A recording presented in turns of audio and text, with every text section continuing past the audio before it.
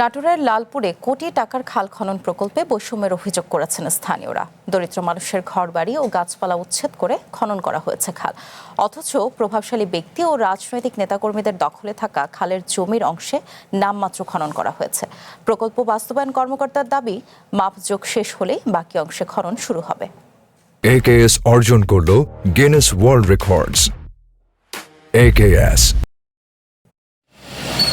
নাটোরের ওয়ালিয়া ব্রিজ থেকে খলিশাটাঙ্গা নদী পর্যন্ত প্রায় ৩ কিলোমিটার দীর্ঘ ওয়ালিয়া খাল পানি নিষ্কাশন এবং ভবানীপুর বিলের জলাবদ্ধতা নিরসনের একমাত্র জলপথ। দীর্ঘ ৫ থেকে ৬ বছরের দাবির পর প্রধানমন্ত্রীর খাল খনন কর্মসূচির আওতায় এখানে খনন শুরু হয়। স্থানীয়দের অভিযোগ, খালের প্রায় ২.৫ কিলোমিটার অংশ অতিরিক্ত গভীর করে খনন করা হয়। দরিদ্র মানুষের ঘরবাড়ি ও গাছপালা উচ্ছেদ করে খনন করা হয়েছে খাল, কিন্তু ছাড় দেওয়া হয়েছে প্রভাবশালী ও রাজনৈতিক নেতাকর্মীদের দখলে থাকা অংশ।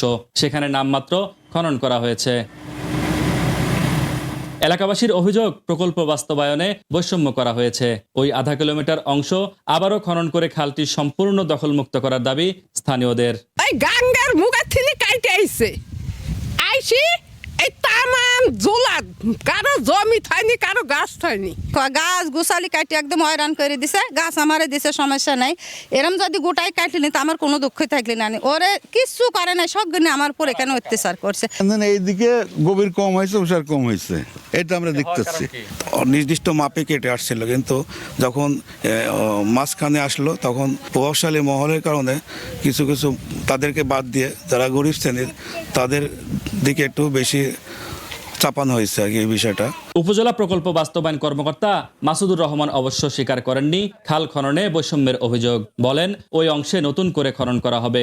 ওইখানে বাড়িঘর নিয়ে যে ঝামেলা হয়েছে, সার্ভেয়ার মাপতেছে, ইউনোতার নির্দেশনা দিয়েছে, সম্ভবত আজকের মধ্যে শেষ হয়ে যাবে। মনে হয় মাপা শেষ হয়ে গেলে আবার যেভাবে করার কথা সেভাবে করবে ইনশাল্লাহ। শিগগিরই খালটি নতুন করে সঠিকভাবে খনন করে সম্পূর্ণ দখলমুক্ত করবে কর্তৃপক্ষ, এমনটাই প্রত্যাশা স্থানীয়দের।